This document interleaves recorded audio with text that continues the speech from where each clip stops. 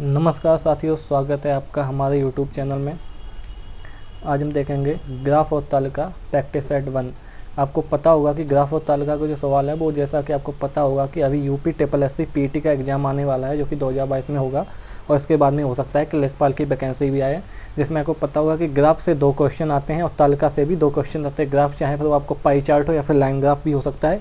ऐसे ही तालिका से भी आपके 2 क्वेश्चन आते हैं, यानी कि 20 नंबर का आपके टोटल ग्राफ और तालिका से मिलाकर के मैथ में क्वेश्चन आते हैं। अगर आपने इस पर थोड़ी सी मेहनत कर ली तो आपके ये फ्री के नंबर हो जाएंगे 20। एक बार यूपीएससी पीटी के सिलेबस में भी देख लेते हैं। ये यूपीएससी पीटी का सिलेबस है सभी। ये रहा ग्राफ की व्याख्या एवं विश्लेषण, 2 क्वेश्चन जो कि 10 नंबर के होते हैं। 2 ग्राफ होते हैं जिसमें एक ग्राफ से 5 क्वेश्चन होते हैं, यानी टोटल 10 क्वेश्चन 10 नंबर के। और तालिका की व्याख्या एवं विश्लेषण यानी 2 तालिकाएँ, प्रत्येक पर 5 प्रश्न 10 नंबर के। ठीक है, चलिए शुरू करते हैं। इसीलिए मैं डेली एक प्रैक्टिस सेट करवाऊँगा, जिसमें कि मैं 2 ग्राफ और 2 तालिकाएँ लेके आऊँगा। ठीक है, यानी कि 20 क्वेश्चन लेके आऊँगा। चलिए आज शुरू करते हैं। क्या कह रहा है, दिए गए पाई चार्ट में एक परिवार द्वारा विभिन्न मदों में महीने के खर्च का विवरण है। इसका ध्यानपूर्वक अध्ययन करने के बाद नीचे बताए गए प्रश्नों के उत्तर दीजिए। ठीक है,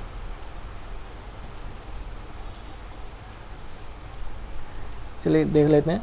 कोई व्यक्ति भोजन पर 45% खर्च करता है, अन्य पर 6% खर्च करता है, किराए पर 14% खर्च करता है, कपड़े पर 11%, ईंधन पर 9% और शिक्षा पर 15% खर्च करता है। क्वेश्चन देख लेते हैं। पहला क्वेश्चन कह रहा है शिक्षा तथा भोजन पर किए गए खर्च का अनुपात। शिक्षा और भोजन, शिक्षा पर खर्च करता है वो 15%। ठीक है, भोजन पर वो खर्च करता है 45%। तो इनका आपसे रेशियो पूछा गया, तो ये हो जाएगा 15 3 45, यानी 1:3। आपका जो उत्तर है वो हो जाएगा 1:3, यानी कि ऑप्शन बी। अगले सवाल पर आते हैं। ईंधन के सापेक्ष किराए पर किए गए खर्च कितने प्रतिशत है, यानी ईंधन के सापेक्ष। आपको पता हो कि जिसके सापेक्ष होता है वो चीज़ नीचे रखते हैं, यानी ईंधन पर कितना खर्च हो रहा है। ईंधन पर खर्च हो रहा है 9, यानी 9 रहेगा नीचे। ईंधन के सापेक्ष किराए पर किया गया खर्च, यानी किराए पर खर्च हो रहा है 14, और इसका परसेंट पूछा गया है, तो ये हो जाएगा, परसेंट के लिए 100 लगा देंगे, तो ये हो जाएगा 1400 बटे में 9। इसको अगर हम सॉल्व करेंगे तो ये आ जाएगा 9 एकम 9, 5 14, 9 पन्ना 45, 5 50, 9 पन्ना 45, यानी 1.55, यानी आपका जो आंसर हो जाएगा 1.5556, ऑप्शन सी। अगले सवाल पर आते हैं। कह रहा है ईंधन और कपड़ों पर खर्चों को मिलाने पर केंद्र पर कितने डिग्री का कोण बनेगा। ईंधन और कपड़े, यानी ईंधन और कपड़े, यानी कह रहा है 9 और 11 को मिलाने पर केंद्र में कितने डिग्री का कोण बनेगा। आपको पता होना चाहिए कोई भी चीज़ होती है 100%, और किसी भी चीज़ पर जो टोटल कोण होता है वो होता है 360 डिग्री, यानी 100% बराबर होता है 360 डिग्री। है ना। ईंधन और कपड़े को मिलाएंगे तो ये हो जाएगा 20%। हमें 20% की वैल्यू निकालनी, यानी कि 100 में से अगर हम 5 से भाग दें तो हमें 20% की वैल्यू मिल जाएगी। इसी प्रकार इसमें भी 5 से भाग दें तो ये हो जाएगा 5 7 35, 7 5 9 10, यानी कि ईंधन और कपड़ों को मिलाने पर जो कोण बनेगा वो होगा 72 डिग्री। देख लेते हैं, ये रहा 72 डिग्री। अगला सवाल कह रहा है यदि परिवार की कुल आय, यानी 100% बराबर दिया हुआ है, 100% बराबर दिया हुआ है 20,000, इसकी बराबर दिया हुआ है 20,000 के, तो यहाँ से 1% की वैल्यू हो जाएगी 200, तो 1% बराबर है 200। अब कह रहा तो भोजन पर कुल कितना खर्च है। भोजन पर खर्च है 45% है। 45% की वैल्यू निकालनी है तो ये आ जाएगा 200 मल्टीप्लाई 45, तो 45 दूनी होता है 90, यानी कि ये आपकी वैल्यू आ जाएगी 9,000 रुपये, ऑप्शन सी। अगले सवाल पर आते हैं।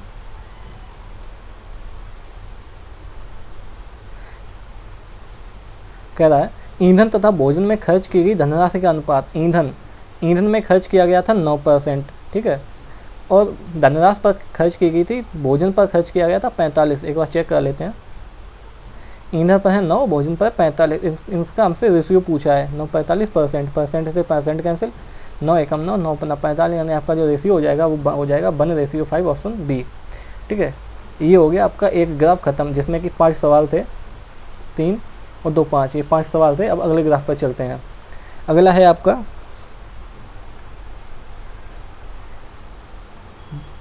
अगला आपका है बार चार्ट है, ठीक है। इसमें कह रहा है कि 1 मिनट,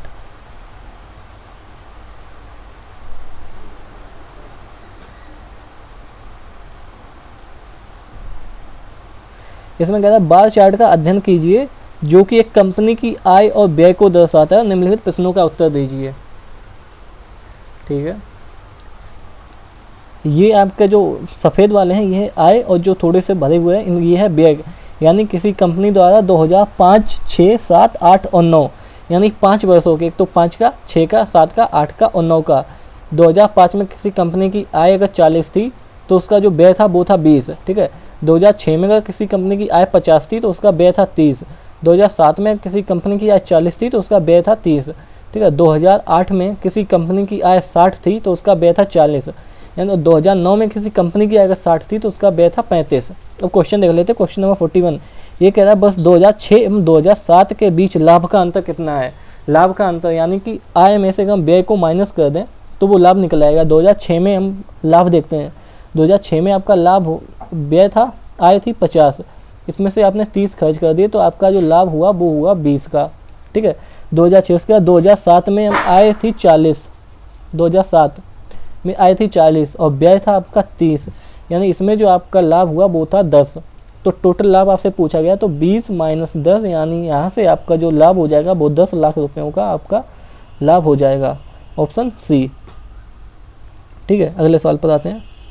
कह रहा है दिए गए वर्षों में कंपनी की औसत आय कितनी है, यानी ये जो 5 वर्ष दिए गए इनमें कंपनी की औसत आय पूछी गई है। औसत आय, आय कौन सी है, सफ़ेद वाली है, तो हम इनको जोड़ लेंगे। आय 40, उसके बाद में 50, फिर है 40, ठीक है।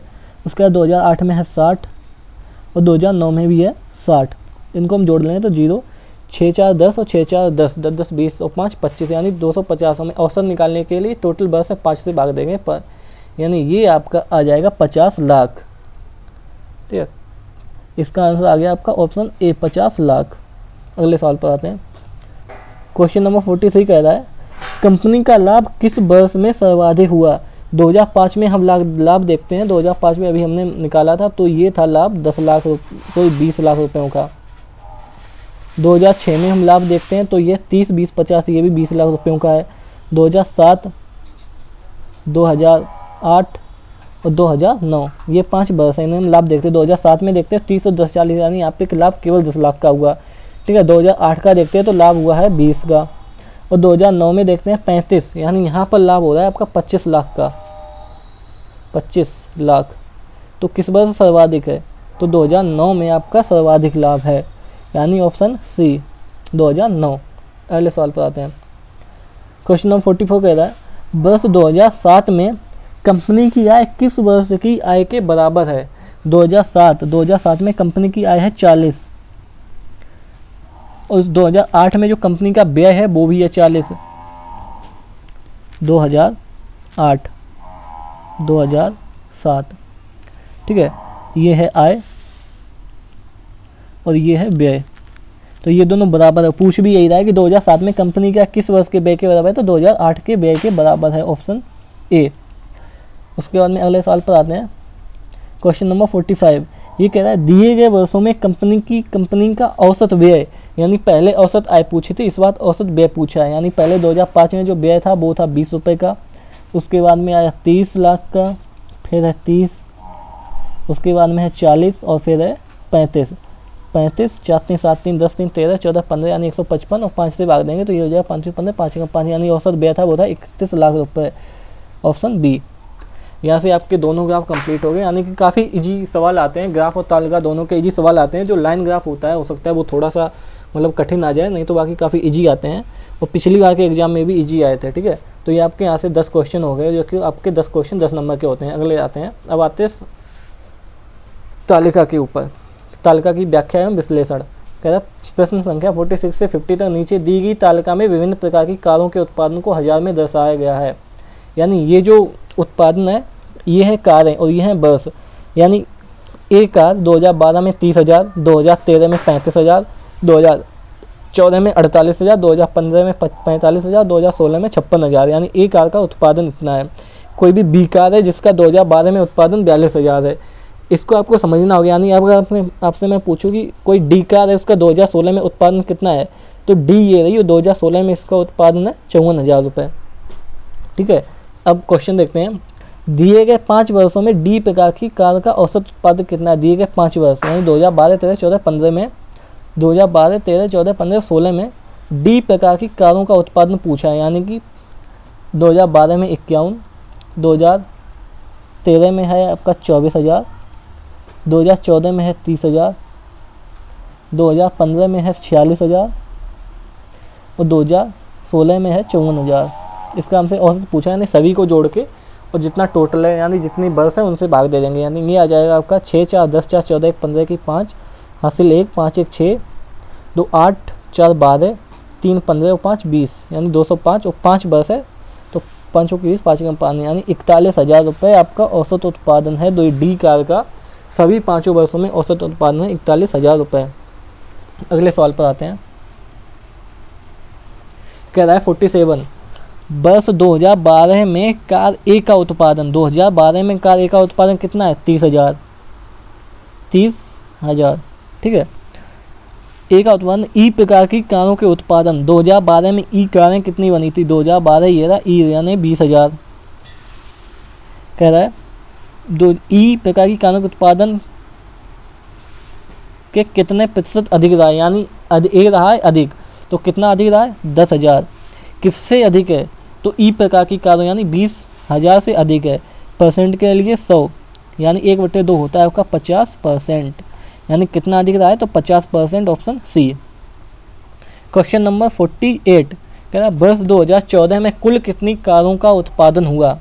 2014 में कुल कारें ये नहीं, यानी ए प्रकार की कारें 2014 में 48,000 थी, बी प्रकार की 48,000, बी प्रकार की कारें 2014 में 40,000 थी, सी प्रकार की कारें 2014 में 38,000 थी, डी प्रकार की कारें 2014 में 30,000 थी और ई प्रकार की कारें 2014 में 40,000 थी।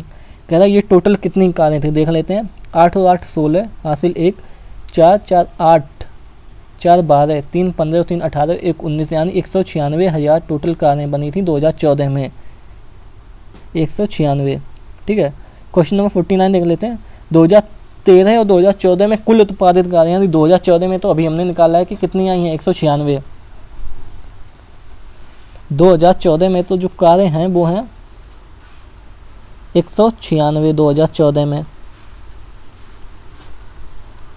यानी कि आपका जो 2014 में ये तो होगा नहीं क्योंकि 2013 में 196 दिखा रहा है, ये भी नहीं होगा क्योंकि 2014 में ये 216, या तो ऑप्शन बी होगा या ऑप्शन सी। अब देख लेते हैं 2013 में कुल कितनी कारें हुई हैं। 2013 में जो ए प्रकार की कारें ये हैं 35,000।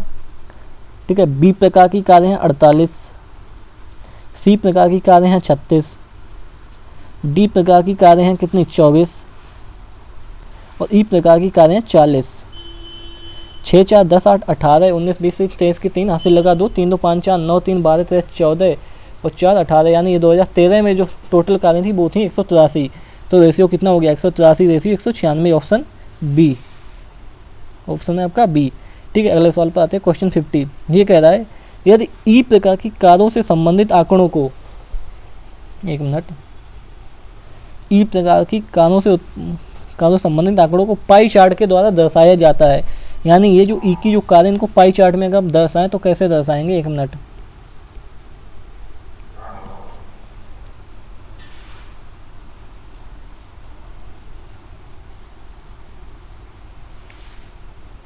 कितनी है 5 हैं, यानी कि 1, ठीक है, 2, 3, 4, 5 हो गए। 2012, 13, 14, 15, 2012, 2013, ये है 14, ये है 15 और ये 16 पाई चार्ट में दर्शाएं। ई प्रकार की 2012 में ई प्रकार की कारें कितनी थी 20। ठीक है, उसके बाद में है 40, 2013 में 40, फिर है 2014 में भी 40, फिर है 60 और फिर है 80। कह रहा है 2013 में कारें यानी 40 कारों में उत्पादन, 2013 में कारों के उत्पादन को दर्शाने वाले आंकड़ों का त्रिज्य खंड का केंद्रीय कोण होगा, यानी 40 डिग्री की वैल्यू आपसे पूछ रहा है वो। टोटल पहले हम कारें देख लेंगे 2000 ई प्रकार की कारें टोटल कितनी थी, ठीक है। तो 6 4 10, ठीक है, 100 ये हो गई, 8 2 10, 100 240, यानी टोटल जो कारें उत्पादित हुई हैं ई प्रकार की वो हैं 240,000। इसकी वैल्यू है 360 डिग्री के बराबर। हमें चाहिए है वैल्यू 40 की, तो एक की वैल्यू हो जाएगी 360 अपॉन में 240, और हमें वैल्यू चाहिए 40,000 की, तो 40,000 बराबर हो जाएगा 360 अपॉन में 240 इंटू 40, 0 से 0, 4 6 24, यानी आ जाएगा 60 डिग्री। ऑप्शन डी 60 डिग्री, ठीक है, ऑप्शन आपका डी आ जाएगा।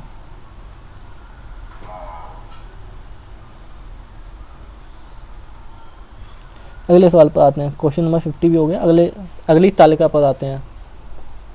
अगली तालिका ये रही, ये कह रहा है प्रश्न संख्या 51 से 55 नीचे दी गई तालिका में विभिन्न प्रकार की कारों के उत्पादन को हजारों में दर्शाया गया है। ये भी पिछली टाइप का क्वेश्चन है, इसमें भी 5 टाइप की कारें दी गई हैं, उन सभी का उत्पादन दिया गया है। वर्ष 2013 में सभी प्रकार की कारों का कुल उत्पादन, वर्ष 2013 में सभी प्रकार की कारें यानी 5 प्रकार की कारों का उत्पादन पूछा है। तो देख लेते हैं, सभी को जोड़ लेंगे। 6 2 8 9 8 17, 17 और 3 यानी 22, 2 यहाँ से लगा 2, 3 2 5 3 8, 8 5 13, 13 और 5 18, 18 19 20 21, यानी ये हैं 212,000।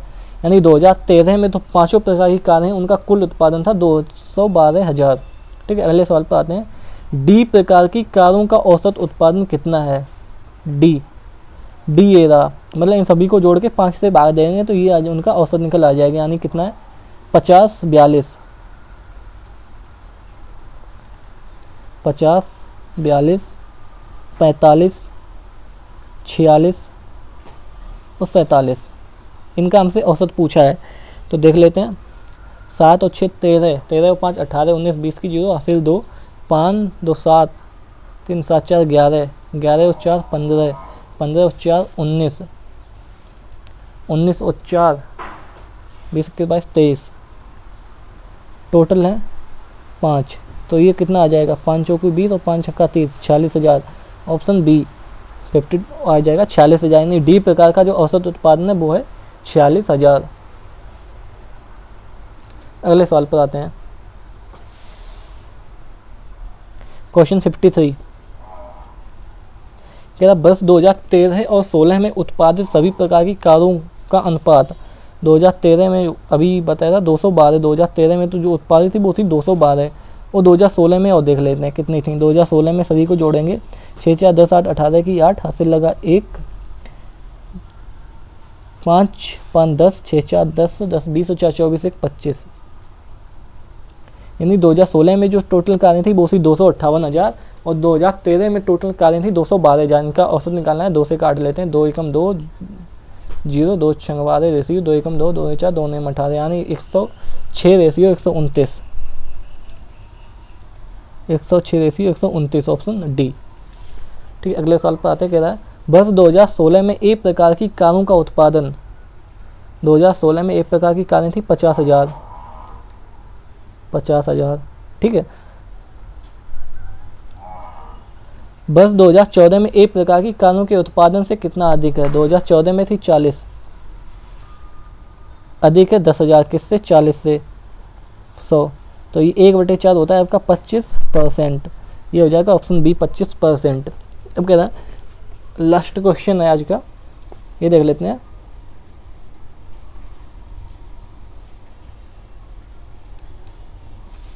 क्वेश्चन 55 ये कह रहा है बी प्रकार की कारों का सबसे अधिक उत्पादन किस वर्ष हुआ? बी प्रकार की कारों का सबसे अधिक उत्पादन, बी प्रकार की कारों का सबसे अधिक उत्पादन किस वर्ष हुआ? 2013 में 39,000 हुआ, इससे अधिक हुआ 2014 में 45,000, इससे भी अधिक हुआ 54,000, फिर 60, यानी सबसे अधिक हुआ है 2017 में। ठीक है, तो इसका भी जो आंसर है वो हो जाएगा 2017, ऑप्शन डी। ठीक है, ये सभी थे 2 ग्राफ हो गए आपके, ये 2 ग्राफ हो गए। ठीक है, ये एक ग्राफ, ये दूसरा ग्राफ, उसके बाद में 2 तालिकाएँ होंगी आपकी, एक तालिका दूसरी तालिका। ठीक है, आज के लिए इतना ही, फिर मिलते हैं अगले वीडियो में। अगर आपको वीडियो पसंद आई हो तो इसको लाइक करें, शेयर करें और चैनल को सब्सक्राइब करें, और बेल आइकन भी दबा दें जिससे कि आने वाली वीडियो की आपको नोटिफिकेशन मिलती रहे। तब तक के लिए जय हिंद।